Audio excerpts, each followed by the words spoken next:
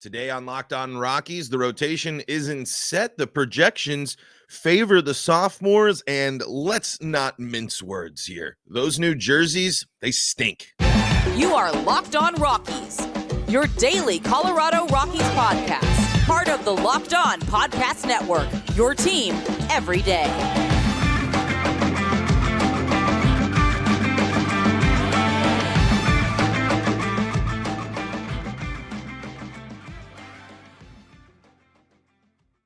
Rock on Rockies fans, welcome into the Locked On Rockies podcast for today, the 16th day of February in the year 2024. I'm your host of the Locked On Rockies podcast, Paul Holden, bringing you your daily Colorado Rockies talk right here on the Locked On Podcast Network, where you can find your team every day. If your team is the Colorado Rockies, guess what? You're in the right spot, because that's what we do around here each and every day, is talk Rockies baseball free and streaming on your favorite streaming services or on the Locked On Rockies YouTube channel, where you can be part of the show. We are on the quest to 1,000 YouTube subscribers here before opening day. If you want to help the show out, we would really appreciate it if you head on over to YouTube, click that subscribe button, like the videos, put your Rockies hot takes in the Rockies comment section, the Locked On Rockies comment section, just like Derek Giles did. And he says, we have a lot of young, talented pitching on our farm.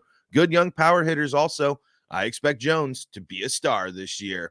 And you know what? I'm going to agree with you, because that also leads into what we're going to talk about. Not only are we going to talk about Nolan Jones and the sophomore potential sophomore slumps that they might face from an article from Purple Row, but the Rockies rotation also not set in stone, because they are happy with some of their young guys. So we are going to dive into all of that and more here on the Locked On Rockies podcast for today. Before we dive into everything, though, today's episode is brought to you by FanDuel. Make every moment more. New customers join today, and you'll get $150 in bonus bets if your first bet of $5 or more wins. Visit FanDuel.com/locked-on to get started.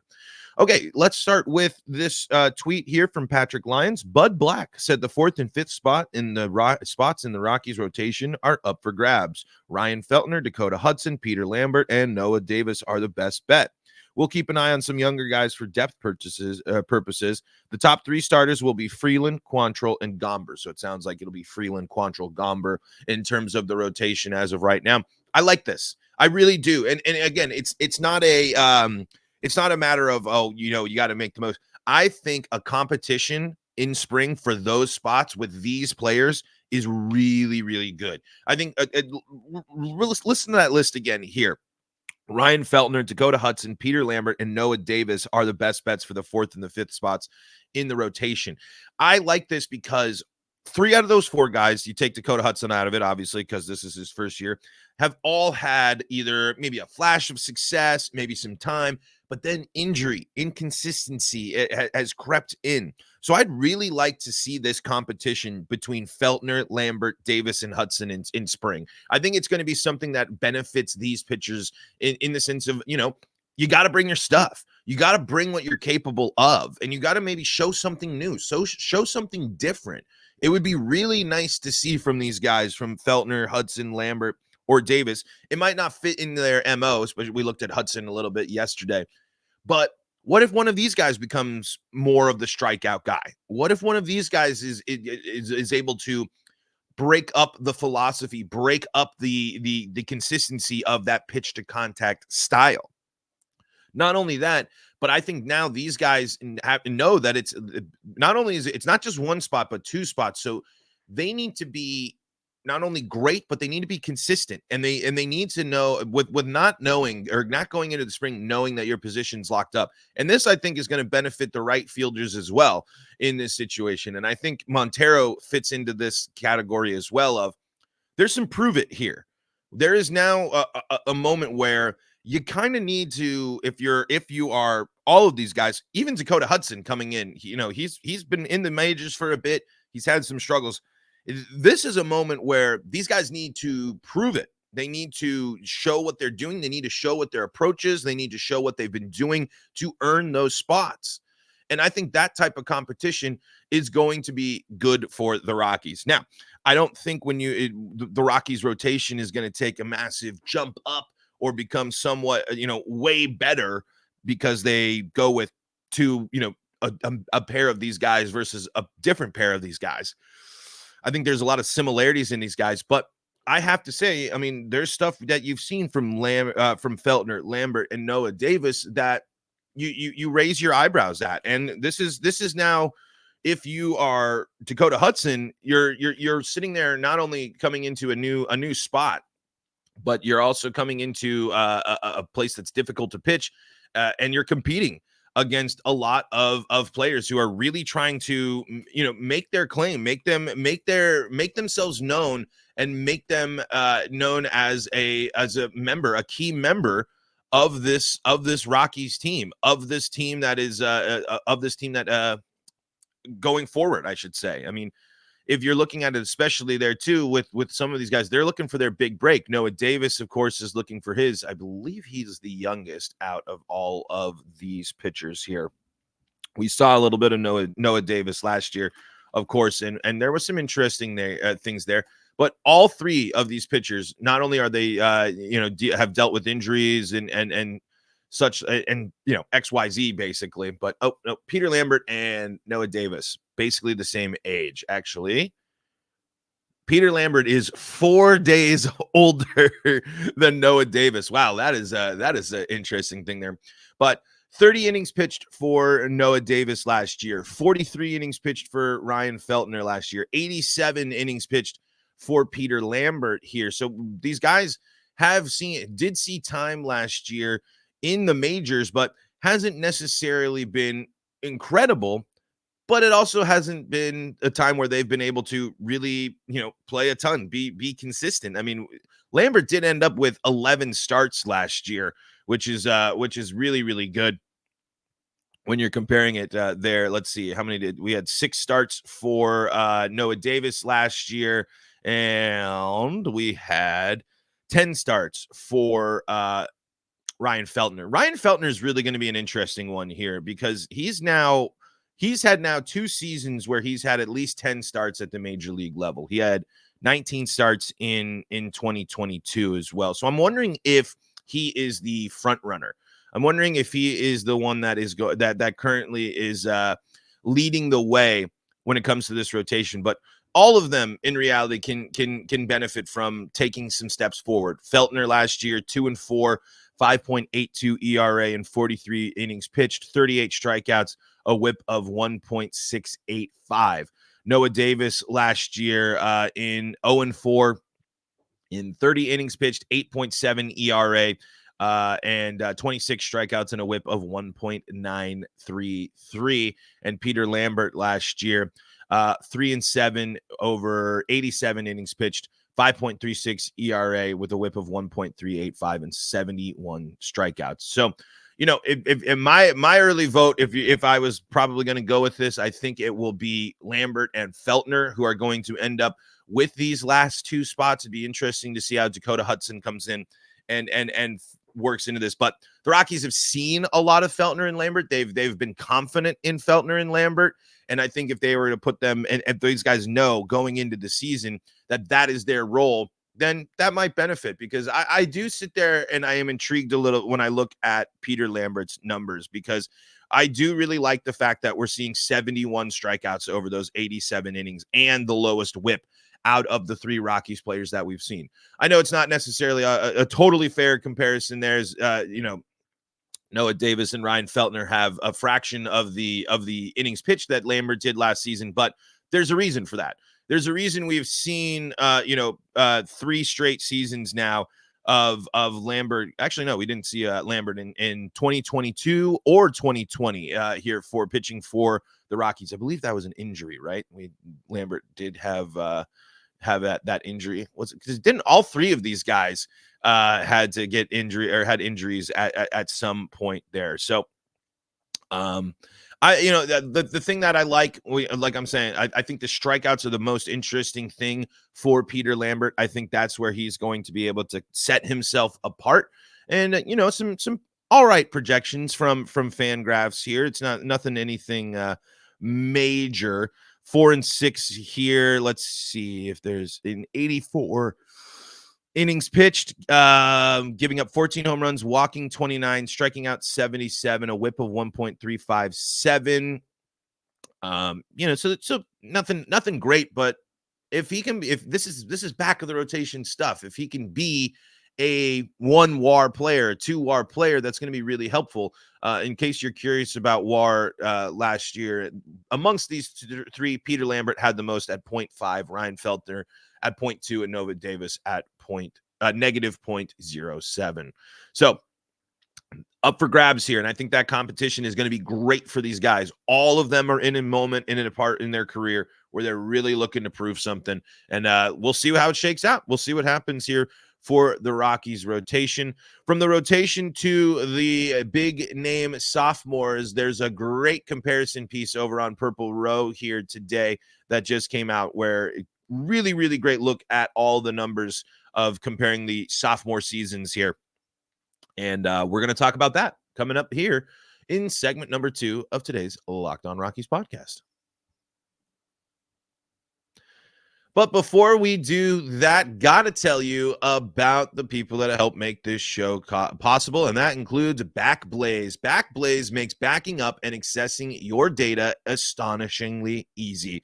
They got unlimited cloud backups for Macs PCs and businesses for just $99 a year. That means if you are someone like that is dealing with multiple files, has got to be dealing with stuff in the cloud, sending all sorts of files, different size files over across a variety of devices, Backblaze has you covered. Backblaze offers multiple restore options, including rapid recovery in the event of data loss or ransomware, and you can access your backed up data from anywhere in the world using their web app or the iOS or Android app. Over 55 billion files have been restored for customers, and you can visit backblaze.com/lockedonmlb for a fully featured no-risk trial. See what's going on. Go there, play with it, and start protecting yourself from potential bad times. Remember, this is unlimited backup for Mac, PC, and businesses for just $99 a year, and there's 55 plus billion, that's billion with a B, files restored for customers. Get your no-risk free trial at backblaze.com/lockedonmlb.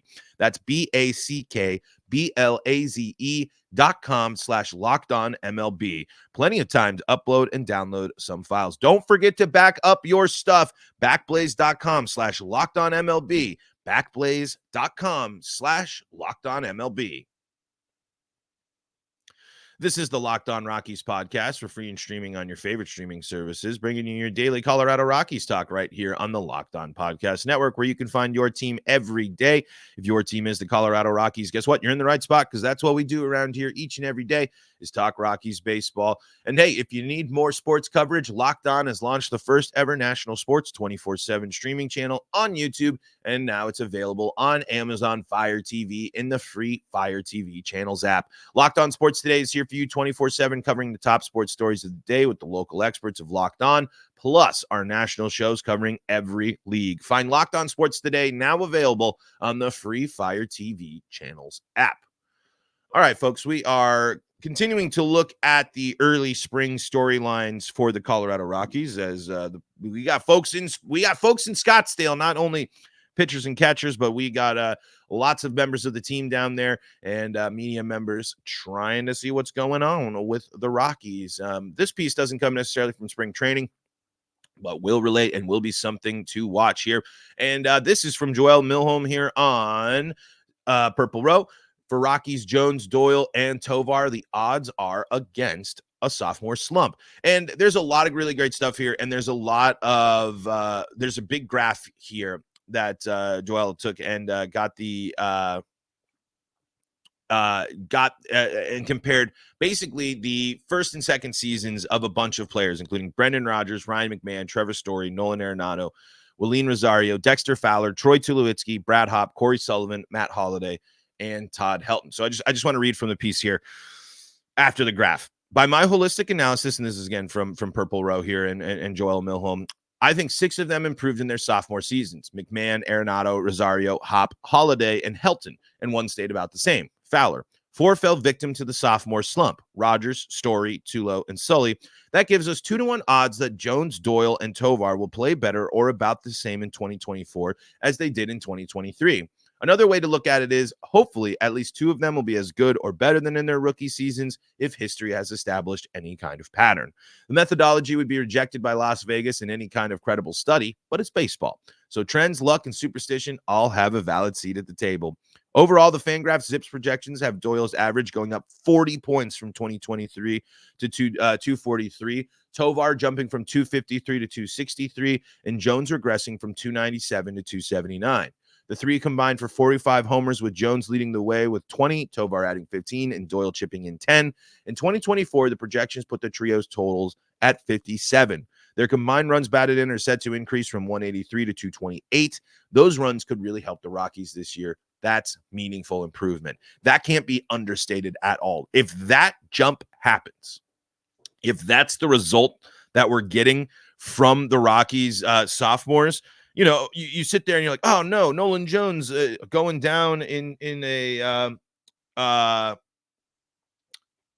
batting average. Oh no, that's a bad thing. And of course that's going to happen. Batting averages are going to go up and down, fluctuate and that. But I want to go and focus on the offensive impact there, because remember, this is only focusing on offense. This is taking out the entire defensive side of the equation, which is a massive part of all three of their games. But this would be a huge improvement, not only for these guys, but for the Rockies in general, and will be the reason why they win some ball games, why they steal some ball games, why they win some series. Let's see. Okay, in 2024, the projections put the trio's totals for home runs at 57. Their combined runs batted in are set to increase from 183 to 228. That's massive. 12 more home runs. And what is this? Almost 40 more runs. And actually, no, more than 40. That is 45 more runs scored from just these guys. That's huge. That's the difference maker. We had Luxace tell us about in the comments about, I think the Rockies had 35 games where they were in the lead, had a lead, and then missed, and then ended up losing that game. Those type of increases are what's going to win the game. Those type of things are what's going to change the ball game and change the narrative in games for the Rockies. And man, if Brenton Doyle's batting average increases by 40 points, that just shows that the process that he's working on, the adjustments he's making are working. It's showing that he can handle adjusting and getting better at the major league level. Brenton Doyle batting 240 and hitting more home runs is one of the best case scenarios for the Colorado Rockies. Absolutely. If he bats 240 with 15 home runs next year, not even to mention how many stolen bases that he might have, that sets the table for when you're looking for stuff, when you're looking for reasons to be encouraged, when you're sitting here and saying that the Rockies are dead, the Rockies aren't doing anything, the Rockies are they're in trouble, things are a mess. You have to start looking at this type of stuff to sit there and say, that's the reason why you got to hang on this year. That's the reason why you got to believe in this team. If all three of these guys take steps forward, that's insane. If Nolan Jones is able to replicate what he did last year while those other two guys are taking steps forward, that's insane. Those three guys are going to be a really, really good core if they continue to take steps forward as they go through this second season of being major league players. And if the projections, if they're even close to the projections, as long as they get better this year, that is a great sign. There are pieces and players to be encouraged about and excited about when it comes to the Colorado Rockies. And these three guys lead the way. These three guys are going to change games. These three guys are going to be the reason why the Rockies win games and lose games. There is pressure. There is pressure on a lot of on these young Rockies players to be successful. But the time to be challenged is now. The time to step up is now. The time to develop and grow and go through the hard times is now, because the clock's going to be ticking on this roster construction. You can only keep the people together for so long. So the Rockies are going to have to see, and the Rockies are going to have to hope that they're getting the most out of these guys. And if these projections and if the math and if the trends are right, man, it's going to be a good season for these dudes. And that's going to change things. It's going to. Remember, Nolan Jones has been talked about a lot this offseason, but under the radar are these two guys that continue to be impressive. It will be one of the biggest storylines of the season if Brenton Doyle increases his batting average by 40 points. Easily. If Brenton Doyle takes big steps up when it comes to his offensive production, on-base percentage, walks, striking out less, getting more hits, it's going to open up a huge world of possibility for this Rockies outfield.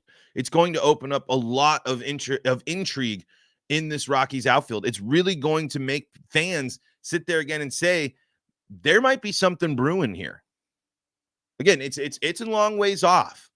But if the Rockies are able to finish out the season and these three guys lead the way, these three guys all take steps forward, you can't be anything but insanely ecstatic. Because last year and going into this year, it was the rookie stuff. We saw the rookie stuff. We were like, great, exciting. The fundamentals, that these guys can play Major League Baseball. We know that they can. We know that they can handle the Major League level. We know that they've gone through a season, have made adjustments. Ezekiel Tovar is one of the best examples of that. But if these guys develop this year and take steps into making themselves real, solid, consistent players, that's a reason to get excited as a Rockies fan. That's a reason to sit there and give this team a little bit of credit. That's when your mindset should start changing. If this Rockies team shows improvement, and not only just from these guys, but we talked about Feltner and Lambert and Noah Davis, if these guys are able to come out and impress us, that will mean something. That will change things for the Colorado Rockies. It's a long season. They got to stay healthy. There's a lot of things getting in the way, and they play a lot of good teams this year. The Rockies are going to continuously be tested, and if they pass some of these tests, that's an encouraging sign.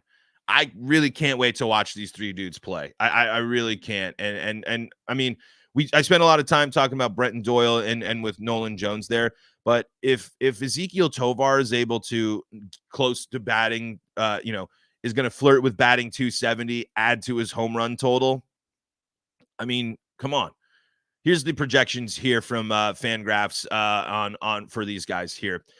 Brenton Doyle in 2024 is projected to bat 243, 288, a 403 slugging, scoring 60 runs, hitting 15 home runs, scoring 61 RBI, 5.2 walk rate, and a 32.5% strikeout rate with 18 stolen bases. So clearly, they still expect these guys to strike out quite a bit. But, man, talk about this jump. An increase for Doyle from 48 to 61 RBI, 5 more home runs, scoring 12 more times, slugging increases by 67 points, OBP increases by 38 points, average increases by 40. That would be massive jumps. It would be huge jumps. Nolan Jones is projected to bat 279, 370, 494. He's the one that's projected to, the regression a little bit, but they're hoping to see 3 more home runs, more RBI, which is great. 24 more RBI and 13 stolen bases from Nolan Jones. I like that line. I'd still feel fine and comfortable with that line as well. And finally, Ezekiel Tovar projected 263 average, an OBP of 306, slugging 438, 19 home runs, 81 RBI, 5% walk rate, 23% strikeout rate, and 11 stolen bags. Double-digit stolen bags and home runs from all of these guys is massive. If that continues to be the norm for these dudes, it's going to be great, great news for the Colorado Rockies, as they got a three-headed monster that really has potential to be really, really good. All right, let's close out the show with giving our thoughts on these new uniforms. And spoiler alert, they stink. We're going to talk about that coming up here in segment number 3. Before we do that, though, got to tell you about the folks that help make this show possible. And if you want to get in on all the betting action this basketball season, gearing up for March along the way as we get closer to the All-Star game for the NBA, why not see all the basketball betting action at FanDuel? And maybe you want to bet on something other than basketball. Well, guess what? They got you covered with all the sports. You want to bet on hockey? You want to bet on the Avalanche? Well, you can go do that as well. You can get buckets with your first bet on FanDuel, America's #1 sportsbook, because right now new customers get $150 in bonus bets with any winning $5 bet. That's $150 in bonus bets with any winning $5 bet. $150 if your bet wins. Wowee. You got the quick bets, you got the live same game parlays, you got exclusive props. Always fun. Who's going to do this, who's going to do that, how many points, over unders, all that stuff and more available to you on the easy to use FanDuel app. Just visit fanduel.com/locked on. That's fanduel.com/locked on to shoot your shot. FanDuel.com/locked on for $150 in bonus bets with any winning $5 bet. Don't miss out on all the action. Go bet on Joker and the Nuggets. Go bet on McKinnon and the Avs. FanDuel, official sportsbook partner of the NBA. This is the Locked On Rockies podcast for free and streaming on your favorite streaming services. Thanking you for making us your first listen of the day. We are free and streaming on your favorite streaming services and on the Locked On Rockies YouTube channel, where your subscription helps the show grow, makes me very happy, and I really appreciate it. We had a lot of people after we put out the call on Twitter yesterday come and subscribe to the show. So if you're checking out the show for the first time today, really appreciate you tuning in and making us your first listen of the day. Hey, I wanted to finish out the show by joining in on the choruses of people that are criticizing the uniforms. I wouldn't buy one of these uniforms. No way. Like, there's no chance that I would want to buy one of these. I would be buying last year's model and absolutely leaving these in the dust. I think these look terrible. I don't think that it's crazy that it's maybe it's just from these pictures that I'm seeing, but the purple doesn't feel right. The little tiny names on the back just look so out of place. And I'm just looking at it here. And I mean, I love purple. I do, but people aren't going to be able to read any of these names on the back of these jerseys. And then I saw the Mariners were doing it, and there's the patches on the side aren't embroidered. They're just those silly little iron-on things. They're uniforms. I get that, and I know that they're a different part of the. It's not the part of the game, but like baseball uniforms have a very cool, unique style that I think kind of shows. Like when I look at the baseball jersey, it just has a little bit more quality to it, at least in the past to me, compared to the other jerseys. And that's just because, I think granted the nature of the game, I mean, less physical contact, less rip and tear, less, sprinting for it to be like hyper breathable, but they had a unique style and quality to them that I look at these and they do look cheap. They look cheap. They don't look like what what big league players, the standard of quality for the big league players is. I mean, I'm gonna have to see them in action. I'm gonna have to see more of them, but there hasn't been a single jersey from any team that I have seen that makes me impressed with this performance from Nike and Fanatics. I mean, in reality, I think it's a massive step backwards. It's the little details. It is the fact that the jerseys are embroidered and are sewed and look dope. It's why I feel confident when I buy a jersey. If I'm buying an authentic real jersey, it's gonna last. I feel good about those ones that they're gonna be solid jerseys that will stick with, that will last forever. I mean, I have my Nolan Arenado jersey still in there, and with the proper care, with making sure I'm washing, I mean, it still looks great. It still feels great. It looks like an on-field jersey. And when I see these other ones, I can't say I like it. I can't say I like the way this purple looks, and I know it's just purple, but there's something off-putting about all of it. I think I'm really most off-put by the fact that a lot of the logos and emblems and things look like crappy iron-on stencils or whatever. I mean, they're major league ball players, and then I mean, when you look at those jerseys and they have the audacity to charge you $175+ for those jerseys, nearly $200 after tax for jerseys and things that don't look like they're professional quality. If you're spending the big bucks on the jersey, you're spending the big bucks on the jersey because it's authentic, because it's real, because it looks and feels like what the players are wearing on the field. And to cheapen that, I think is really, I think they're going to have an impact on jersey sales this year. I'm just throwing it out there. If you're going to buy a jersey for the Rockies this year, I would buy one from last year. I would buy old ones. I wouldn't, these, I don't know. I've seen the videos.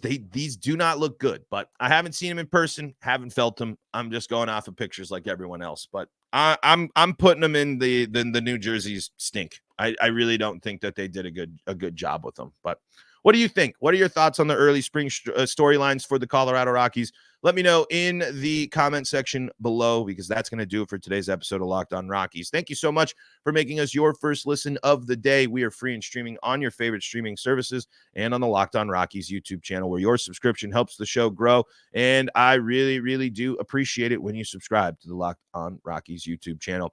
Hey, for your second listen of the day, check out Locked On MLB, or if you need more Colorado sports coverage, Locked On Broncos, Locked On Avalanche, Locked On Nuggets, and Locked On Buffs, all available on your favorite streaming services. Until next time, I'm Paul Holden saying so long from the Locked On Rockies podcast.